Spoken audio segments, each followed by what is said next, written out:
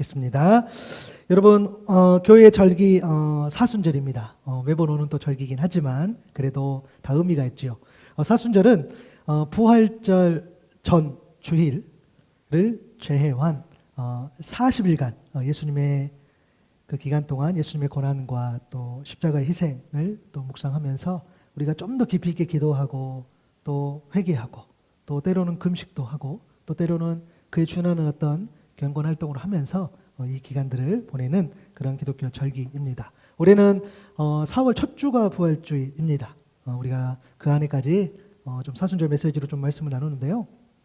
여러분, 오늘 그 말씀 제목이 보니까 아버지 저들을 사하여 주옵소서라는 말씀의 제목이죠. 그래서 사하다란 말을 조금 잘 안 쓰는 것 같긴 해요.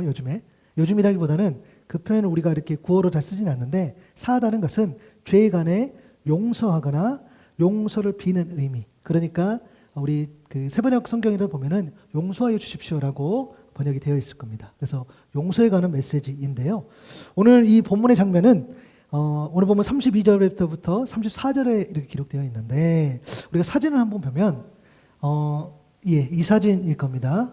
바로 너무 잘 아는 사진. 뭐 다양한 우리 또 인터넷에 검색해 보시면은 사진이 많이 있겠으나 오늘 제가 이 사진 좀 골랐는데 이런 장면. 그러니까 예수님께서 십자가를 지는 장면이죠. 그래서 32절에 보니까 또 다른 두 행악자가 사형을 받게 되어 예수님과 함께 끌려왔어요. 그렇죠? 아까 그림 보면 아시겠지만 그 지금 본문의 배경, 그러니까 이미지를 갖고 가시면 돼요. 예수님께서 십자가에 못 박히시고 두 행악자도 있고, 그 두 사람의 행악자에 관련된 것은 제가 오늘은 언급하지 않고 다음 주에 얘기할 텐데요. 그래서 예수님께서 십자가에 못 박힌, 그래서 하나는 우편에 하나는 좌편에 행악자가 있고, 그리고 34절에 보니까 그러시면서 아버지 저들을 사하여 주옵소서, 자기들이 하는 것을 알지 못합니다 라고, 이렇게 어떤 장면이죠? 기도하는 장면인데요. 이때 저들이라 하면 함께 사형을 받는 두 죄인도 포함되겠지만 모두를 지칭한다고 여러분들이 이렇게 해석하시면 될 것 같아요. 그래서 예수님께서 십자가에서 남기신 그 7말씀, 그리고 우리가 보통 가상칠언이라는 표현을 쓰는데요. 그 예수님의 말씀 중 첫 번째 말씀인 십자가 위에서 하나님께, 그러니까 하나님을 향해서 사람들의 잘못을 용서해 달라는 그런 기도하는 장면이 오늘 본문의 장면입니다. 그렇다면 예수님은 어떤 사람들의 잘못을 용서해 달라고 하신 걸까라는 거죠. 예수님께서 그냥, 물론 예수님 모든 인류를 우리가 용서해 달라고 기도하셨다고 해도 괜찮지만, 그래도 오늘 본문을 보니까 조금 더 우리가 살필 수 있을 것 같아요. 오늘 보니까 시몬이라는 구레네 사람이 26절에 보니까 시몬이라는 사람이 등장하죠. 그리고 27절에 보니까 백성이라는 표현이 등장했고, 그리고 여인들, 그러니까 주님을 위해서 가슴을 치고 슬피 우는 여자의 큰 무리도 등장하고, 그리고 방금 우리가 이미지도 봤지만 또 다른 두 행악자도 등장하고, 그리고 구경하는 백성들, 물론 이 27절에 언급되던 그 백성이랑 같은 무리겠죠. 그 백성들도 있었고, 그리고 비웃는 로마의 관리들도 있었고, 희롱하는 로마의 군인들도 있었습니다. 이 사람들인 거죠. 여러분, 제가 왜 이렇게 명단을 한번 조금 꼼꼼하게 이렇게 표현해 봤냐면, 이 명단 안에 영적인 의미가 있어요. 저와 여러분이 반드시 이 명단 안에 들어가 있다는 거예요. 나는 그런 사람 아닌데요 라고 할 수 있겠으나, 여러분들께서는 반드시, 그렇죠, 우리는 저 무리 중에 한 부류에 들어가고, 또 내가 속한 어떤 부류가 있어요. 여러분이 시몬일 수도 있고, 여러분이 서서 구경하는 백성일 수도 있고, 여러분이 가슴을 치며 우는 그런 슬픈 여자의 그 무리일 수도 있겠죠. 그렇죠? 어느 집단에 들어가 있을 거야. 그러나 내가 속한 그 무리가 때로는 시간이 지나면 바뀔 수 있다는 거야. 자주 바뀔 수도 있을 뿐만 아니라, 아니면 한 번 정도, 아니면 그냥 저 무리에도 없는, 그렇죠? 특별한 또 존재일 수도 있겠죠. 그래서 우리가 이 의미를 보고서 왜 예수님께서 이들을 용서해 주셨는지, 또 용서해달라고 기도했는지를 살펴보면, 예수님께서 우리를 위해서 기도하셨구나라는 것들을 우리가 받아들일 수 있게 되겠죠. 본문에 등장하는 다양한 사람들, 그러니까 예수님이 하나님께 용서를 구한 사람들을 살펴보면, 오늘 보면 34절에도 나와 있는 것처럼 자기들이 하는 것을 알지 못한 사람들이라는 거예요. 내가 하는 행동, 나는 내가 내 주체로, 내 의지대로 살아가는 것 같지만 예수님 뭐라고 평가하셨습니까? 너희들이 하는 행동을 알지 못해. 너희들이 살아가는 그 삶을 알지 못해. 라고 이야기하시는 거죠. 그래서 예수님이 하나님께 용서를 구한 사람들 첫 번째가 누구냐면 자기들이 하는 것을 알지 못하는 사람들. 오늘 보니까 27절에 백성이라는 표현이 있어요. 여러분 이때 백성은 두 부류가 있습니다. 하나는 그 예루살렘에 살았던 백성들. 그리고 또 한 부류는 뭐냐면 디아스포라 유대인들. 그러니까 어찌 보면 한국에서 저희들은 디아스포라겠죠. 그렇죠? 우리가 고향을 간다고 하면 한국에 가는 것처럼 그들도 유대인들도 다른 곳에 살다가 명절 때 되면은 예루살렘에 오는 거죠. 그 무리가 있었단 말이에요. 그리고 그 백성들, 그 무리에서 구경하는 백성들이 있었죠. 그리고 비웃는 관리들, 그리고 희롱하는 군인들. 그들은 자기들이 하는 것을 알지 못했던 사람들이에요. 그런데 예수님께서 그들 위해 기도했다는 거죠.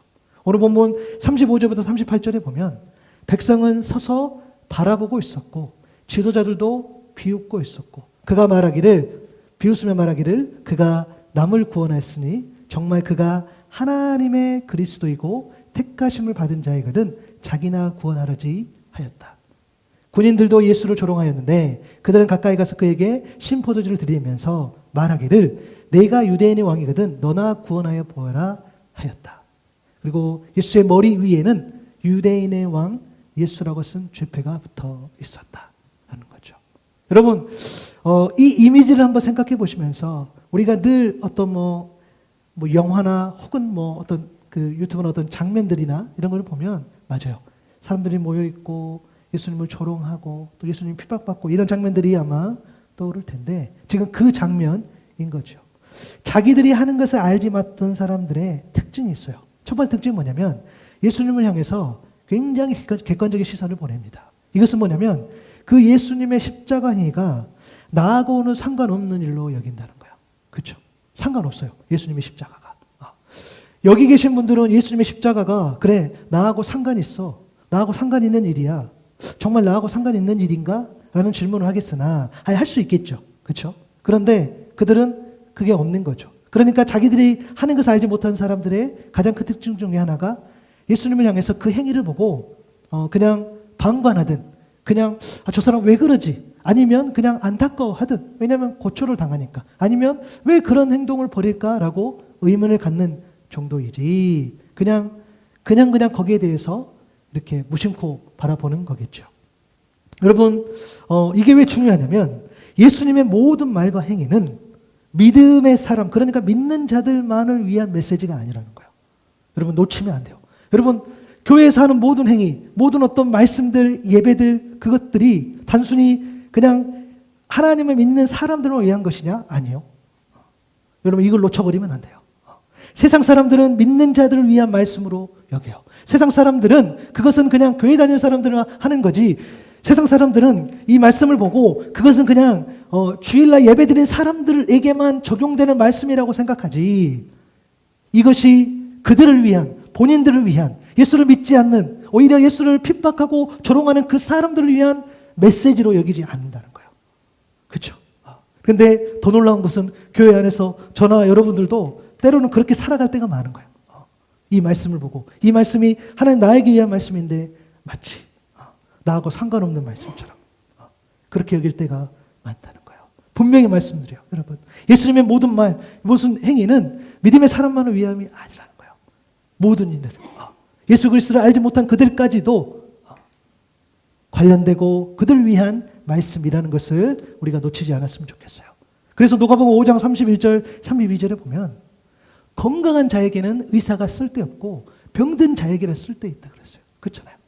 내가 의인을 부르러 온 것은 죄인을 불러 회개시키러 온 것이지 예수님 잘 믿는 사람들 예수님을 정말 충성하고 헌신하고 물론 그들을 위해서도 예수님 오셨지만 궁극적으로 뭡니까? 그렇지 못한 사람 죄인을 불러 회개시키려 하는 것들 예수님을 향해서 그런 객관적인 시선을 보내는 그들에게 예수님의 십자가 사건을 보고 전혀 나하고 상관없는 일로 여기는 사람들을 향해서 예수님께서 오늘 또 십자가상에서 그들 위해서 기도하고 계신다는 사실. 그렇죠? 그래서 여러분 세상 사람들에게 여러분 안 믿는 또 그들에게 믿음이 연약한 자들에게 말할 수 있어야 돼요. 상관없는 말씀이 아니다. 나하고 상관이 있는 말씀이지만 너하고도 상관이 있는 말씀이다. 그렇게 우리가 여길 수 있어야 되겠죠. 자기들이 하는 것을 알지 못한 사람들의 특징 두 번째는 뭐냐면, 여러분, 이것은 우리도 놓치면 안 돼요. 기복신앙을 추구해요. 오늘 본문에 나와 있잖아요. 나의 만족, 유익에 부합하는지, 나의 도움이 될 정도로 능력이 뛰어난지가 관건이야. 예수님을 향해 너의 능력이 나의 능력이 될 수 있는지 증명하라. 그러면 내가 너를 믿어보겠다. 내가 믿어줄게. 라는 것이 오늘 장면이에요. 자기나 구원하리지. 너나 구원하여 보아라. 조롱하고 그렇게 이야기했다는 거죠. 여러분, 자신이 원하는 것을 받거나 이루어졌을 때 우리는 복받은 인생으로 여겨 신앙생활을 이어가죠. 맞죠? 여러분이 기도하셨던 것, 여러분이 간구했던 것들 우리가 살아가면서 맞아요. 그래서 너무 기쁠 때가 있죠. 내가 자녀를 위해서 혹은 내가 가족들을 위해서 어떻게 기도했는데 하나님 그걸 이루어 주셨어요. 내가 너무 기뻐, 너무 감사해. 우리가 그것을 복이라고 여기죠. 맞아요. 그런데 여러분도 우리가 잘 이야기했죠. 그러니까 눈에 보이는 그 복만을 추구한다는 것은 세상 사람들과 구별이 안 돼. 종교 생각과 같은 거죠. 여러분, 안 믿는 자도, 그리고 예수님을 안 믿는 자들도요, 얼마나 기도 많이 하고 얼마나 자기 정성으로 신을 쫓아다니면서 할 수 있는 거 다 한 줄 몰라요. 그렇죠? 누군가는 내 사업을 위해서, 누군가는 내 자녀의 어떤 성공과 번영을 위해서 좋다고 하는 데는 다 쫓아가서 물어보고, 또 뭐 하면은 그게 필요하다 그러면 가서 돈 내고 찾고 사고 정보도 구하고 하는 것이 세상의 이치인 거죠. 맞아요. 우리는 그런 노력들을 우리는 폄하하지 않습니다. 그럴 수 있죠. 할 수 있잖아요. 내가 내 일을 위해서 최선을 다하는 거 할 수 있단 말이에요. 그런데 그것이 하나님이 말씀하신 복이 아니라는 게 성경의 이야기라는 거예요. 결국 이루어지지 않는다면 내가 신앙생활을 하지 않지만 교회 와서 뭔가를 바래서 이루어졌어. 그런데 그게 이루어지지 않을 때는 우리는 그 당사자는 하나님과 거리 두는 거죠. 결국 떠나게 되는 그런 모습들도 보게 된다는 거예요. 여러분, 그것은요, 저와 여러분의 사실은 책임이에요. 저와 여러분이 그런 어떤 눈에 보이는 것만 구하고 신앙생활을 하는 모습만 누군가가 보여줬다면 세상 사람들은 그것을 보고 그렇게 여기겠죠. 그리고 우리가 막 절망하고 힘들 때, 아플 때 똑같이 세상 사람들처럼 넘어지고 하나님을 원망하고 하나님 앞에 나아가지 못하는 모습을 보인다면, 어쩌면 하나님을 아직 연약한 믿음 때문에 잘 모르는 그분들도 그 모습을 보고 그냥 똑같이 예수 믿는 사람들도 힘들면, 어려우면 그냥 넘어지고 못 일어나고 세상 원망하고 다른 사람 원망하고 그렇게 살더라 라는 모습을 보이는 거죠. 그렇게 여길 수 있는 거죠. 여러분, 지난주 우리 묵상했던 말씀 기억나십니까? 우리 아론의 축복, 제사종의 기도문 했잖아요. 그때 세 가지 선포된 복이 있었어요. 누군가의 도움 없이 단 하루도 살 수 없는 이 광야 같은 인생길 속에서도 우리를 결코 버리지 않으신다는, 그래서 끝까지 지켜주시는 그 책임지시는 그 지킴의 복을 주시기를 원한다고 말씀하셨어요. 또 우리의 공로와 상관없어. 네가 잘난 사람이야, 혹은 네가 못난 사람이야. 그래, 네가 잘나니까 내가 더 주고, 네가 못나니까 내가 덜 주고. 우리 하나님 그런 분이 아니야. 그냥 매 순간 값없이 부어주시려는 그 은혜의 복. 그리고 세상에 주는 것과 같지 않는, 세상과 구별된 그리스도 안에서 누르는, 그래서 너무너무 평화하고 화평이 왔었을 때 정말 사명 회복되는 그런 어떤 평강의 복, 그 복을 우리가 이야기했었잖아요. 여러분, 그 복이 그리스도가 아니면, 우리 하나님이 아니면 줄 수 없다고 여러분, 우리 그렇게 말할 수 있기를 바랍니다. 여러분이 누릴 수 있어야 되는 거죠. 내가 절망일 때도, 내가 아픔일 때도, 물론 내가 절망스럽고 아프고 세상에 어떤 어려운 일이 있고 누군가 나를 공격하고 그러면 내가 힘들지요. 그러나 우리 격조 있게 이겨내는 거예요. 아멘. 우리 정말 수준 있게 이겨내는 거예요. 내가 그렇다 할지라도 내가 믿는 우리 하나님은 이 절박한 이 아픔 가운데, 이 상황 가운데서도 여전히 나를 일으켜 주시고 나를 지금 해결해 가는 과정 가운데에 놓이게 하신다. 그게 내가 믿는 하나님입니다. 그런 고백할 수 있기를 바랍니다. 그 복. 그런데 오늘 보니까 예수님이 기도했던 그 중보기도의 대상의 복, 그 사람은 그런 특징을 가지고 있는 거야. 여전히. 그래서 너를 자신을 구원해봐라. 네가 거기 지금 십자가에 못 박혀 있는데 거기에서 풀고 내려와서 네 능력을 증명해봐라. 사람들 그렇게 조롱했어요. 예수님 침묵하셨죠. 예수님 그냥 받아들이셨죠.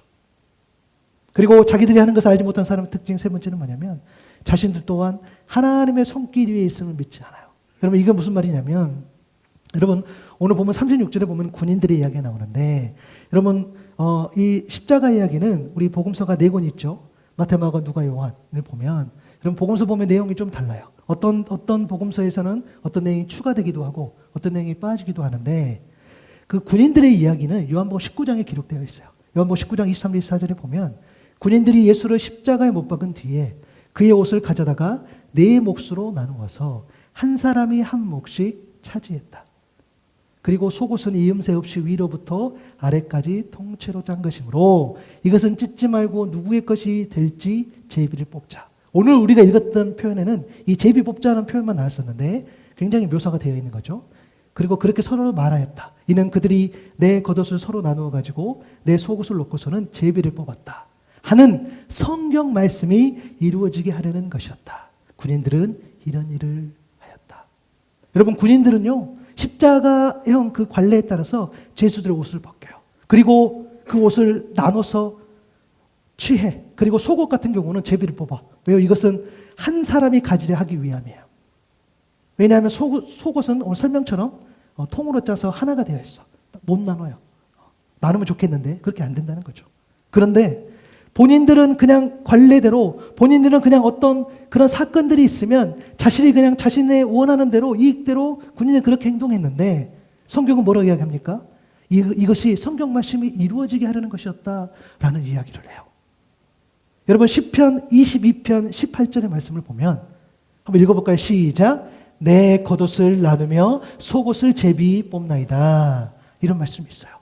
시편 22편은 이사야 53장과 함께 메시아 되신 예수님의 그 고난, 그 어떤 고난에 대한 예표, 그림자, 그런 모습들이 담긴 말씀으로 알려진 시편이에요. 그러니까 다윗이 처한 극심한 위기 상황에 대한 그 어떤 비유적인 표현이 메시아 되신 예수님의 우리 주님께 실제로 이루어져. 그래서 우리가 성경을 보면 구약은 오실 예수님의 이야기, 신약은 오신 예수님의 이야기라고 이야기하는 거죠.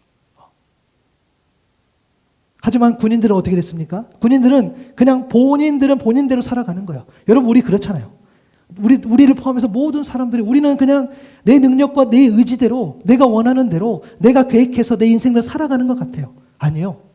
그 어느 누구 하나라도 우리 주님의 손길, 하나님의 손길을 못 벗어나. 그냥 내가 모를 뿐, 그렇죠? 내가 그냥 헤아리지 못할 뿐 하나님의 손길 위에 놓여 있다는 거. 여러분 성경에서도 보면 하나님께서는요, 성경 우리 구약 내용 전체를 보면 이스라엘과 남유다, 그죠? 나눠졌죠. 북이스라엘 남유다를 보면 북쪽은 아수르의 나라, 아수르의 멸망이 되고 또 남유다는 바벨론이라는 나라에 통해서 멸망을 받아요. 그러니까 심판이 이런 거죠. 나라가 망하는 거죠. 그런데 그 아수르하고 바벨론은 자기들이 능력이 있어서 자기들의 힘으로 북이스라엘과 남유다를 무찔렀다고 생각해요. 아니요. 하나님은 분명히 말씀하셨어요. 내가 그들을 내가 몽둥이로 써서 내가 그들을 심판의 도구로 써서 내가 너희들 이스라엘 너희 백성 내 자녀를 내가 혼낼 거야. 내가 심판할 거야. 왜? 너희들 너무 말을 안 들어. 그냥 말을 안 듣는 거 아니라 계속 말을 안 들어. 내가 너희들을 그런데 버릴 수는 없어. 내가 너희들을 그래도 그냥 온전히 다 죽일 수는 없어. 왜? 내 자녀니까. 징계하시는 거죠. 심판하시는 거죠. 그러면 그 도구, 그러면 아수르라든가 바벨론도요, 나중에는 다 망하거든요. 그러면 하나님, 세상에 봤을 때, 그러면 아수르, 바벨론을 갖다 쓰고 버린 겁니까? 아니요. 아수르와 바벨론이 멸망한 것은 그들 죄악 때문에, 그들이 교만하고 그들이 죄를 너무 많이 지어서 그들은 하나님의 공의로운 심판대로 멸망한 것이지. 그렇죠. 그러니까 결국 그 악한 그들도 하나님의 손길에 있었다는 거. 그러니까 어느 것 하나 우리 하나님의 손길을 벗어날 수가 없어요. 그런데 오늘 우리 주님이 십자가상에서 중보하고 있는 그들은 그렇게 생각하지 않는다는 거예요. 만약 여러분도 그렇게 생각하지 않는다면 큰일 난 일이야. 큰일 난 일이야. 여러분이 그냥 이 나의 일상도 맞아요. 물론 막 우리의 모든 일상까지도 하나님이 다 하신다는 것이 너무 부담스럽긴 해요. 그죠? 그렇지 않나요? 네. 얼마나 많이 죄졌습니까? 얼마나 많이 나쁜 짓 합니까? 근데 그걸 다 한다는 게 너무 부담스럽긴 하나 그래도 그것은 말씀을 입각했을 때에 맞는 말이죠. 하나님 우리를 눈동자 끝처럼 사실은 지켜보시는 거죠. 그들은 그런데 그렇게 못한다는 거예요. 그런데 우리 주님은 그들을 위해서 기도하고 있는 거죠. 예수님이 하나님께 용서를 구한 사람들, 자기들이 두 번째는 뭐냐면 자기들이 하는 것을 알지 못하나 우연히 억지로라도 순종하는 사람이 등장했어요. 오늘 보면 26절에 보니까 한번 같이 읽어보겠습니다. 시작. 그들이 예수를 끌고 갈 때에 시몬이라는 구레네 사람이 시골에서 오는 것을 붙들어 그에게 십자가를 지워 예수를 따르게 하더라. 아멘.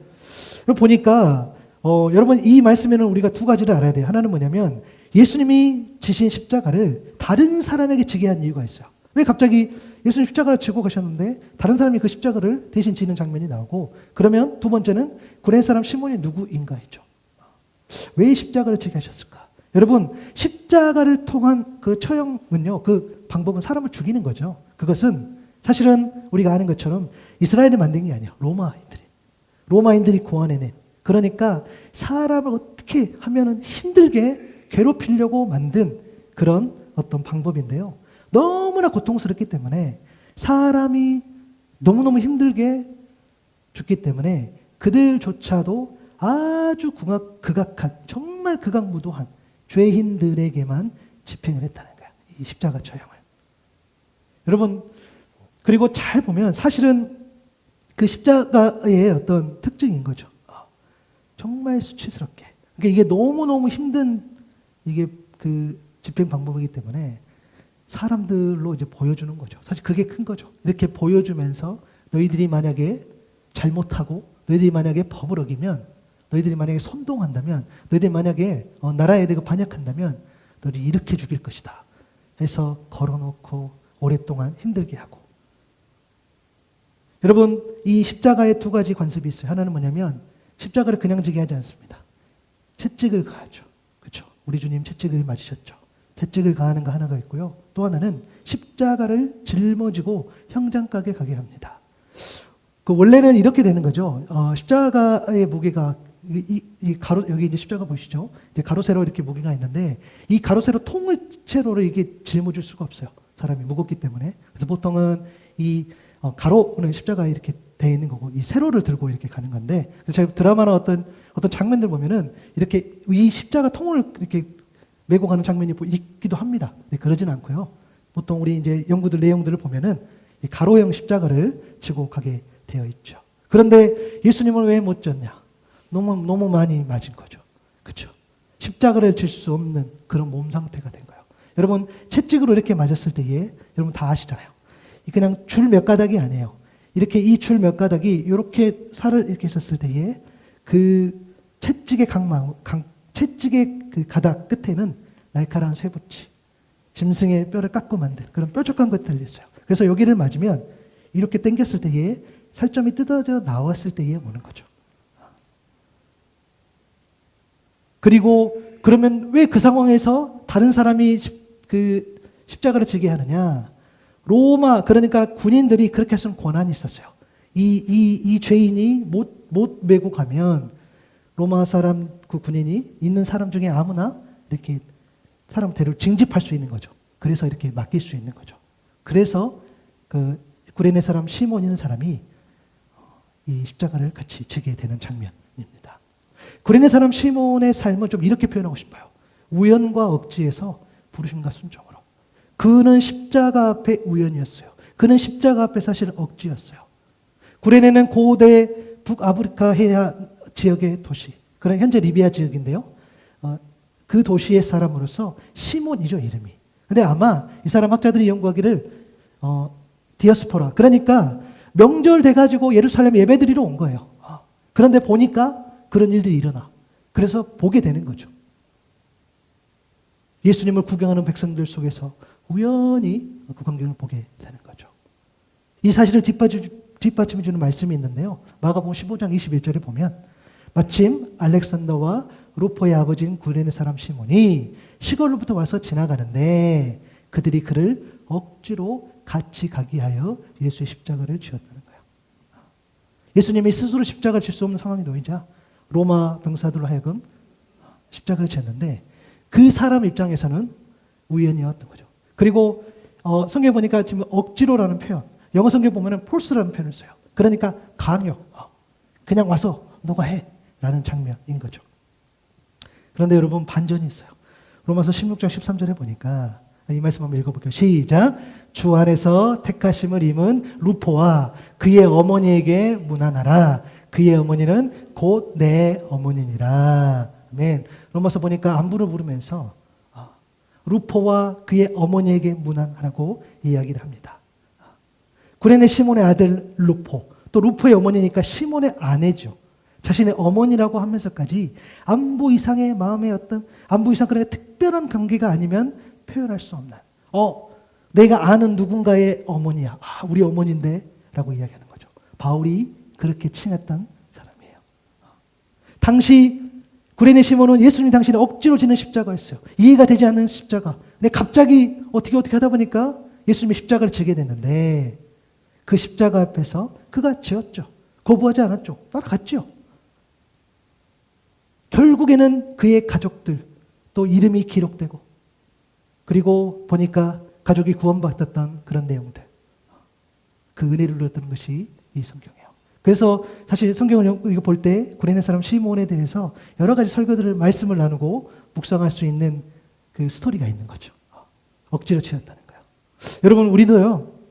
물론 우리에게 그럼 십자가가 뭘까라고 했었을 때에 십자가가 뭘까라고 하면은 결국에는 하나님 앞에 우리가 받은 사명이지 않을까 싶어요. 그렇게 좀 우리가 폭넓게 이야기하는 거죠. 물론 십자가를 내가 너무 힘들어. 내가 어려운 일을 해. 그럼 내가 십자가 져야지라는 표현을 우리가 쓰기도 합니다. 틀린 말은 아니죠. 그러나 그건 아주 좀 이렇게 소극적인 표현인 것 같아요. 고난도 십자가지만 기쁨도 십자가일 수 있죠. 우리에게 맡겨진 모든 사명일 수 있겠죠. 그러나 그것이 우리 하나님께서 기뻐하실 일, 우리 주님께서 원하시는 일일 때에 우리가 그 십자가라는 표현을 쓸 수 있겠죠. 그러면 우리가 지는 그 십자가가 억지로 지는 십자가, 이해되지 않는 십자가, 모르고 지는 십자가, 우연히 지는 십자가일 수 있죠. 나도 모르게 어떻게 하다 보니까 십자가를 지게 됐어. 나도 모르게 어떻게 하니까 하나님 그 일에 동참하게 됐어. 나도 모르게 어떻게 되다 보니까 우연히 혹은 억지로라고 그렇게 십자가를 지게 됐는데 그런데 그 십자가 끝에 보니까 내가 우연히 졌든 아니면 내가 의도해서 졌든 아니면 내가 기도하면서 졌든 아니면 내가 어떤 억지로 지게 됐든 그 십자가 끝에 하나님이 허락하신 영광이 있다는 거예요. 아멘. 하나님께서 그 십자가 진 것에 대해서 하나님이 가볍게 여기지 않으신다는 거예요. 그래서 여러분 우리 그럴 때 있잖아요. 과거에도 그렇고 우리가 어렸을 때 혹은 이렇게 했을 때에 우리 그런 억지로라도 주일날 교회 가기 싫은데 막 교회 가라고 하고 우리 그럴 때 있잖아요. 수련회 가기 싫은데 억지로 가라 그러고 우리 그럴 때가 있죠. 그리고 우리 자녀들에게도 이제 우리가 부모가 되니까 자녀들에게도 어떻게 하면 억지로라도 예배도 좀 드리고 어떻게 하면 성경도 보게 하고 뭐 이런 모든 일련들 그렇죠. 물론 때로는 억지로 하면 안 될 것 같아라는 마음도 들 때도 있으나 이때 이 억지 그렇죠. 그런데 그렇게 우리가 여러 모양대로 십자가를 지는데 그 십자가에 하나님께 허락하신 영광이 있다는 거예요. 여러분 빌립보서 2장 8절에서 11절의 말씀 보면 이 말씀 우리 한번 같이 읽어봅시다. 늘 은혜가 되는데요. 읽겠습니다. 시작. 사람의 모양으로 나타나사 자기를 낮추시고 죽기까지 복종하셨으니 곧 십자가에 죽으심이라. 이러므로 하나님이 그를 지극히 높여 모든 이름 위에 뛰어난 이름을 주사 하늘에 있는 자들과 땅에 있는 자들과 땅 아래에 있는 자들로 모든 무릎을 예수의 이름에 꿇게 하시고 모든 입으로 예수 그리스도를 주라 시인하여 하나님 아버지께 영광을 돌리게 하셨느니라. 아멘. 여러분 예수님의 영광이 뭡니까? 온 우주 만물의 왕이시고 주인이시고 통치자시고 주권자시고 역광받기 합당한 모든 영광의 근원 예수 그리스도 그 예수님의 영광 하나님께서 허락하신 거죠. 그 십자가 지신 예수님을 하나님이 이처럼 높여주신 것 그것처럼 십자가 진 예수님의 제자들 또한 하나님이 높여주실 줄로 믿습니다. 그 증거가 바로 구레네 시몬과 같은 그의 집안인 거야.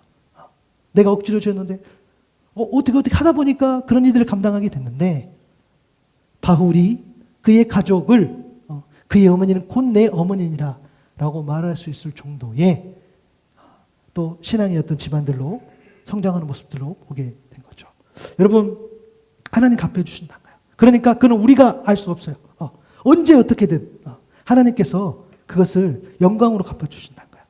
온전 그 십자가. 그게 억지든 혹은 내가 정말 기도하면서 졌던 그 십자가인데 하나님 그 하나하나를 귀하게 여기신다는 거예요. 그래서 우리 그럴 때 있어요. 우리는 알지 못하나 우리가 어떤 섬김을 했을 때에, 우리가 어떤 희생과 수고했을 때에 지금 당장은 우리가 그렇지 못할 수 있으나 하나님께서 그 행위 하나하나, 그 마음 하나 정말 귀하게 여긴 줄로 믿습니다. 그렇기 때문에 성경에도 보니까 가난한 사람, 하나님, 우리가 그 가난한 사람 혹은 연약한 사람, 힘든 사람을 섬겼을 때에 그것을 하나님께 구워준다는 표현도 있어요. 하나님께서 그것을 하나님께 구워줬다는 거. 하나님, 야, 내가 비쳤어. 내가 갚아줄게. 라고 말씀 주신다는 거예요. 너무 귀하지 않나요? 그런 의미에서 저는 제가 이 사역을 하면서 여러분들이 저를 잘 섬겨주시니 하나님께서 여러분 갚아주실 줄 믿습니다. 여러분 저 잘 섬겨주시잖아요. 아멘. 여러분 다 갚아주신다는 거예요. 그래서 마치 이렇게 이야기하니까 저를 섬겨달라는 말씀처럼 들릴 수도 있겠으나 하나님이 갚아주신다는 것은 사실이에요. 여러분, 그런 의미에서 여러분, 우리 가문의 영광이라는 말을 써요. 사실 구레네 시몬, 이 집안은 정말 가문의 영광인 거죠. 그때는 그럴 줄 몰랐는데 하나님께서 그 섬김도, 그래서 성경에 기록도 해주고 기록이 된 거죠. 그리고 바울도 언급했던 것처럼. 여러분, 가문의 영광이라는 표현을 썼을 때 어떤 가문이 훌륭한 가문이냐? 성공한 사람이 많은 가문이 아니라 주의 제자, 하나님을 온전히 믿는 예배자, 주님의 제자가 많은 집안이 정말 훌륭한 가문이 될 줄로 믿습니다. 여러분, 우리 그렇게 믿읍시다. 그런 의미에서 지금 우리 자녀들, 우리 가족들, 진짜 우리 영광스러운 어떤 가문을 위해서, 물론 성공하고 많은 사람들하고 박수받고 재물도 많고 어떤 직급도 올라가고 그것도 너무너무 좋으나 온전히 주님의 제자가 더 많은 그런 어떤 정말 진짜 집안. 여러분, 십자가의 영광은요, 내가 높이는 것이 아니라 하나님이 높여주시고 하나님의 방법으로 높아지는 것입니다. 아멘. 여러분의 집안이, 여러분이 정말 가문의 영광이 될 정도 훌륭한 사람, 여러분의 집안이 정말 훌륭한 집안이라는 것은 결국에는 하나님이 높여주신다는 거예요. 하나님의 방법으로 높아질 때에 그것을 박수받고 천국 천사들이 기뻐하는, 옆에서도 같이 막 거들어주는 그런 박수치는 그런 집안들. 성경에는 그 방법이 있죠. 높아지는 방법을 예수님이 누가복음 18장 14절에 말씀하셨어요. 내가 너희에게 이르노니 이에 저 바리새인이 아니고 이 사람이 의롭다 하심을 받고 그의 집으로 내려갔느니라. 무릇 자기를 높이는 자는 낮아지고 자기를 낮추는 자는 높아지니라 하시니라. 아멘. 여러분, 분명히 말씀드렸어요. 여러분 높아지시기 원하죠. 여러분 높아질 수 있기를 바라요. 여러분 높아지세요. 여러분 집안에서 또 세상이 우러러볼 만한 그런 훌륭한 집안 되세요. 그렇게 축복합니다. 그런데 여기 방법이 있어요. 여러분은 높아지려면 여러분을 낮춰야 돼. 더 낮춰야 돼요. 더 숙여야 되고 더 섬겨야 되고 하나님 높여주신다는 거예요. 그게 18장 13절에 보니까 세리는 멀리 서서 감히 눈을 들어 하늘을 쳐다보지 못하고 다만 가슴을 치며 이르되 하나님이여 불쌍히 여기소서 나는 죄인입니다 했다는 거예요. 이 사람을 보고 높아짐과 낮아짐에 대해서 예수님이 이야기하셨던 것처럼, 그래서 십자가를 진다는 것은 십자가 앞에서 자기를 낮추는 거죠. 또 가슴을 치며 스스로 죄인임을 고백하고 회개하는 것이 십자가를 진다는 거예요. 그럴 때에 주님을 온전히 우리가 만나게 될 수 있는 거죠. 언제든지 어떤 방법으로 십자가를 지는 것이, 또 그 십자가의 일에 그 사역에 동참하는 것이 구원의 길로 나가는 온전한 방법임을 믿습니다.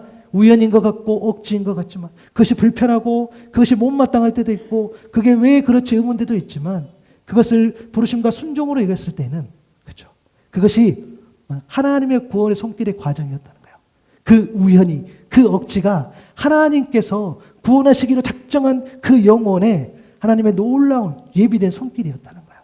그래서 여러분, 내가 혹시 억지로라도, 내가 혹시 우연이라도 주의 십자가를 지는 것에 동참했다면 그것은 복이 오니 감사할 수 있는 우리가 될 수 있기를 바랍니다. 그렇게 주님과 함께 십자가를 진 것 같이 그렇게 나아가는 사람들도 오늘 보니까 있어요. 예수님이 하나님께 용서를 구한 사람들. 세 번째 보니까 그를 위하여 가슴을 치며 슬피 우는 사람들이 있었어요. 오늘 본문 27절입니다. 우리 같이 읽어볼까요? 시작. 또 백성과 및 그를 위하여 가슴을 치며 슬피 우는 여자의 큰 무리가 따라오는지라. 아멘. 여러분 보시면 알겠지만 마지막까지 예수님의 십자가의 길을 함께 걸었던 무리는 여인들이었어요. 그들은 주님이 홀로 가신 그 길을 뒤따랐죠. 십자가 그 위에서 자리를 지켰어요. 또한 주님을 위해서 가슴을 치며 슬피 울었고 그 울음으로써 십자가 고난에 동참한 거죠. 오늘 본문 보니까 주님은 그녀들을 향해 어떤 말씀을 주신 거죠. 여기서 우리는 십자가를 지는 삶의 한 모습을 발견해요. 십자가를 진다는 것이 뭘까? 여러분 우리가 십자가 생각하면 되게 고난만 생각하는데요. 물론 맞죠. 여러분 인생이 고난입니다. 내가 아무리 재물이 많고 아무리 능력이 있고 설령 그런다 할지라도 여러분 재물 많으신 분들은 또 재물 많은 대로 고난이더라고. 그렇죠? 또 저 밑바닥에서부터 그렇죠? 뭔가 힘들고 어렵고 뭔가 풀어가기가 어려운 상황들 그러한 사람들도 맞아요. 고난이 있죠. 모두가 고난이 있죠. 어찌 보면. 그럼 십자가를 진다는 것은 뭘까라고 했을 때는 고난도 사실 일부인 거죠. 십자가를 진다는 것은 오늘 성경 이 여인들을 보니까 십자가를 지신 예수님의 길을 마지막까지 뒤따르면서 주신 그 말씀을 받아 순종하는 거예요. 그러니까 그 길을 따라가 보니까 말씀이 있다는 거예요. 여러분 자꾸 여러분은 그럴 때 있어요. 내가 막 기도했는데 하나님 나에게 좀 말씀해 주시면 좋겠는데 하나님 나에게 좀 어떤 삶의 가이드를 주시면 좋겠는데 아무리 봐도 안 들려 안 보여 그럴 때가 있어요. 맞아요. 그러면 여러분 십자가의 길을 따라가십시오. 그러면 예수님께서 말씀해 주세요. 그 길 가는 거예요. 그 길 따라가는 거죠. 오늘 본문 28절에 보니까 예수께서 돌이켜 그들을 향하여 이르시되 예루살렘의 딸들아 나를 위하여 울지 말고 너희와 너희 자녀를 위하여 울라 라고 이야기를 하세요. 여기서 울라고 말하고 표현하는 것은 기도하라는 의미로 우리가 바꾸어도 사실은 같은 의미인 것 같아요. 야 너희들 나를 위해서 기도하지 말고 나를 위해서 울지 말고 나를 위해서 기도하지 말고 너희와 너희 자녀들을 위해서 기도하라. 왜? 너희들에게 이제 심판이 가까웠는데 그게 더 어렵거든. 그게 더 힘들거든. 여러분 이때 심판은요 예루살렘 멸망을 의미해요. 그게 담겨 있어요. 예수님은 그것을 염두하시고 이 말씀을 하셨다는 것이 보통 우리의 해석입니다. 예수님은 지금 십자가상에서 얼마나 괴롭고 얼마나 고통 속에 있어요. 그렇죠? 여러분 좀 그 패션 오브 크라이스트 영화 제가 조금 이따 뒤에도 소개하겠지만 그 제가 이번에도 설교 준비하면서 막 자주 찾는데 도저히 못 보겠더라고. 그렇죠? 도저히 못 봐요. 그 모습들. 이게 어찌됐든 예수님께서 지금 그런 상황인데 너무 힘드니까 맞죠? 예수님 너무 우리가 그 여인들이 예수님을 보니까 너무너무 힘들어. 그래서 그냥 울음밖에 안 나와. 그런 상황이에요. 그런 과정 속에서도 예수님 이야기하시는 거예요. 야, 나를 위해서 울지 마. 나를 위해서 기도하지 말고 너희와 너희 자녀들을 하라니까. 29절에 보니까 보라 날이 이르면 사람이 말하기를 잉태하지 못한 이와 해산하지 못한 배와 먹이지 못한 젖이 복이 있다 하리라. 무슨 말입니까? 임신하지 못한 여인, 아기를 낳지 못한 태, 젖을 먹여본 적 없는 가슴. 그러니까 아이를 갖지 못한 것 지금도 그렇지만 지금은 그렇지는 않죠. 지금은 자녀가 없는 것에 대해서 우리가 비난하거나 뭔가 잘못된 거다 이렇게 이야기하잖아요. 그러나 과거에는 고대에는 달랐어요. 아이가 없으면 아이를 못 낳으면 저주까지로도 이야기해요. 그 너무너무 슬픈 이야기예요. 가슴이 절망이고 아픔이고 소망 없는 거야. 그런데 차라리 그게 더 나을 정도로 너희에게 고난이 올 것이다. 왜요? 예루살렘이 멸망하면은 포로로 끌려가고 다 죽임당하고 성이 불타고 비참하고 고통스럽고 예수님은 그걸 말씀하신 거죠. 너희들 그 심판이 예비되어 있는데 너희 자녀들을 위해서 울라 라고 이야기하신 거예요. 30절에 보니까 그때 사람들이 산들을 대하여 우리 위에 무너지려 하며 작은 산들에 대하여 우리를 덮으라 하리라. 좀 난해한 구절인데요. 가장 안전적인 해석은 뭐냐면 차라리 산이 무너져 죽는 것이 더 낫겠다 할 정도로 그렇게 말하는 것이 나을 정도로 고통이 강하다는 거야. 너희들 큰일 났어. 너희들 회개해야 돼. 너희들 돌이켜야 돼. 너희 자녀들을 위해서, 너희와 너희 자녀들을 위해서 기도해야 돼. 예수님 그 십자가상에서 그렇게 이야기하셨다는 거야. 31절에 푸른 나무에도 이같이 하거든. 푸른 나무는 예수님을 상징해요. 생명 있고 죄가 없으신 그 예수님도 그렇게 고난 가운데 있는데, 너희 마른 나무, 강팍하고 완악하고 심판을 피할 수 없는 너희들 어떻게 되겠냐? 죄 없는 나도 이런 고통이 있는데 너희들 더 심하지 않겠냐? 더 어렵지 않겠냐? 더 가혹하지 않겠냐? 그러니 내가 아닌 너희를 위해 울며 기도해라 라는 것이 예수님의 말씀이셨어요. 사랑하는 여러분, 예수님은요 지금 십자가에서 가장 아프고 가장 고통스러운 시간을 보내고 있지요. 그런데 여러분, 그 고통과 아픔을 누가 우리가 그렇잖아요. 그걸 어떻게 우리가 체험할 수 있겠습니까? 그게 어려운 것 같아요. 그런 고통과 고난을 우리가 알고 있으면은 이 십자가 앞에서 우리가 더 어떻게 묵상이 될 것 같은데, 여러분, 그렇다고 해서 우리가 채찍을 맞아볼 수는 없잖아. 그죠? 너 너무 무서울 것 같아. 그래도 방금 앞에서도 이야기했지만, 그래도 우리가 가장 간접적으로 경험했던 게 여러분도 보셨잖아요. 이 영화가 멜 깁슨 감독이 만든 패션 오브 크라이스트, 이게 2004년에 개봉했어요. 여러분, 저 아직도 기억나요. 2004년이면 제가 아마 그 대학교 3학년 때일 것 같은데, 그때 그 붐이었어요. 교회에서 다 같이 모여서 영화 보러 같이 갔었던 거 기억나죠? 아마 보셨을 것 같아요. 너무너무 충격이었어요. 저는 아직도 기억나요. 영화의 내용을 정보를 모르고 갔어요. 앉았는데 아마 예수님이 그 영화가 한 126분 정도 되는데, 예수님 이렇게 채찍질 맞고 한 부분이 아마 한 40-50분 지나서부터일까요? 그때부터. 근데 보는데 처음부터 하여튼 예수님 이제 고난을 당하시고 하는데 거의 1시간, 그러니까 영화가 2시간이면 1시간부터 채찍을 맞았어요. 그런 고난 맞았어요. 제가 보면서 근데 너무 이제 힘든 거죠, 보면서. 그래서 제가 시간을 많이 봤어요. 이 고난이 언제 끝나지? 영화가 2시간인 것 같은데 이게 안 끝나요. 계속 고난받고 채찍 맞고 막 그런 장면들이 막 계속 몰아가. 이상하다. 곧 영화 끝나는데 예수님 언제 부활하시지? 부활을 안 하시더라고요. 영화 내내 막 스트레스 받는 거예요. 도대체 영화 곧 끝나는데, 그래서 보면서 이상하다. 영화 끝날 때 되더니 왜 예수님 부활 안 하시지? 여러분, 그 영화가 예수님 부활하신 장면 1분 나옵니다. 정말 리얼하게, 그렇죠? 제가 사실 1분 그 남은 영상을 처음에 가져왔었는데 이거를 제가 틀진 않겠습니다. 여러분, 주중에 그 검색하면 패션 오브 크라이스트 많이 나오는데 아마 저랑 같은 마음일 거예요. 자료를 찾는데 제가 못 보겠더라고요. 그런 장면 하나하나. 더 못 보겠더라고요. 이런 것들. 도대체 예수님 언제 부활하시지? 부활 안 하셔. 거의 한번 몇 분, 그 영화의 정말 마지막 분, 정말 그렇게 영화가 이제 끝나는데요. 그 아픔, 그 고통. 그러면 왜 십자가의 극한의 고통을 감당하면서까지 예수님 자신을 위해서가 아니라 우리를 위해서 그렇게 울며 기도하라고 말씀하셨을까? 예수님 지금 곧 돌아가실 것 같고 거의 죽기까지 그 온 기력을 그 고통 가운데 놓여 있는데, 왜 예수님은 그 상황 가운데서 여전히 그렇게 우리를 위해서 기도하시고 그렇게 하셨다는 거예요. 그것은 십자가를 통한 육신의 고통보다, 그러니까 그게 너무 힘들지만 그 고통을 넘어서는 아픔이 있었어요. 그것은 뭡니까?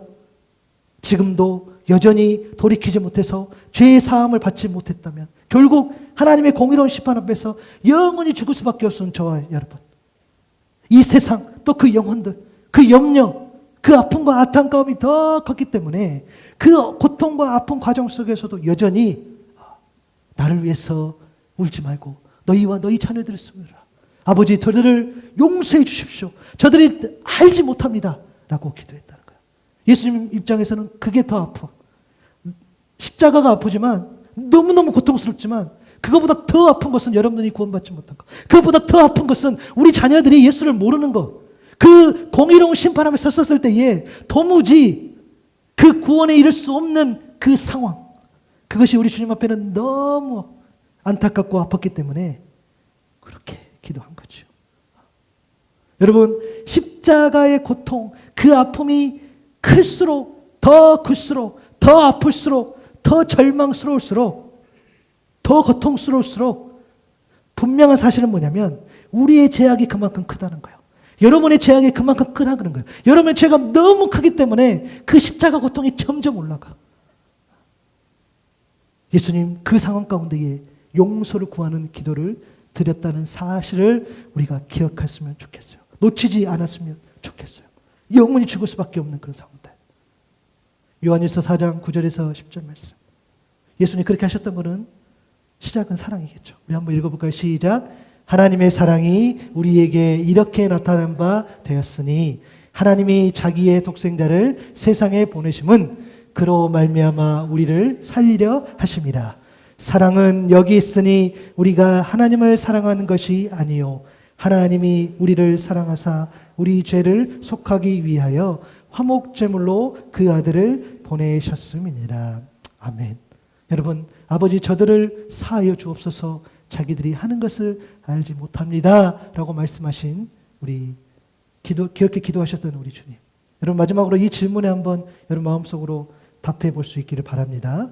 주님의 십자가를 최근에 언제 묵상하셨는지, 또 하루를 여는 경건 시간이 있다면 요즘에는 무엇을 가장 많이 여러분들이 생각하시고 집중하시는지, 또 삶의 자리에서 십자가를 진다는 것은 나에게 어떤 의미가 있고 지금 나는 어떤 십자가를 지고 있는지를 여러분 스스로에게 질문할 수 있기를 바랍니다.